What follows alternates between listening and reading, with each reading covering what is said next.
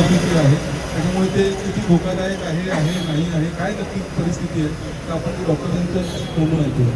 Doctor Dinesh Mhatre. नमस्कार. नमस्कार, मी doctor Dinesh Mhatre, आपल्या समाजाचे डॉक्टर संघटनेचे अध्यक्ष आहे. आपले 3000पेक्षा जास्त डॉक्टर आपल्या समाजाचे माझ्या संघटनेमध्ये कार्यरत आहेत. आणि ज्या ज्या वेळेला समाज अडचणीत येतो त्या त्यावेळेला समाजाच्या पाठीशी उभे राहायची ही आमची भूमिका आहे आणि प्रत्येक वेळा राहिलेलं आहे. दिवाणच्या आंदोलनाच्या डे 1 पासून आम्ही बरोबर आहोत आणि आताही आम्ही आपल्यासोबतच आहोत. आज दिवाणच्या आंदोलनाला जे यश मिळालं ते कुठल्या नेत्यामुळे नाही मिळालं, तर आपल्या समाजाची तरुण मंडळी सुशिक्षित तरुण मंडळी वेगवेगळ्या संघटना आहेत, यांनी आंदोलनात सक्रिय भाग घेतला म्हणून ते यशस्वी झालेलं आहे आणि होईलच. आणि आपण त्यांच्या जीवात राहायचं आहे, नेते मंडळावर अवलंबून राहायचं नाही.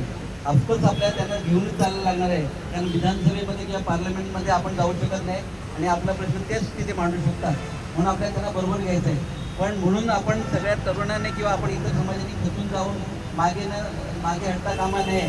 आणि आज ही वेळ आली रजनीकांत ताईंची, ती वेळ पुन्हा येऊ नये. मी पुन्हा एकदा विनंती करतो, मी आता हॉस्पिटलला जाऊन आलो, आमचे डॉक्टर मंडळी आहेत, तिची तब्येत खरोखर खालावलेली आहे आणि ॲज अ डॉक्टर म्हणून मी सांगू शकतो की 2-3 दिवसच्या वर ती उपोषण करू शकत नाही. उद्या आपल्याला तिला गमवायला लागू नये म्हणून आपल्याला तिला कन्व्हिन्स करायला लागणार आहे की बेटा तू आंदोलन थोडंसं मागे घे, आम्ही तुझ्या बरोबरच आहोत. पाहिजे तर मी यांच्याकडून आश्वासन देतो की ते नेतृत्व जे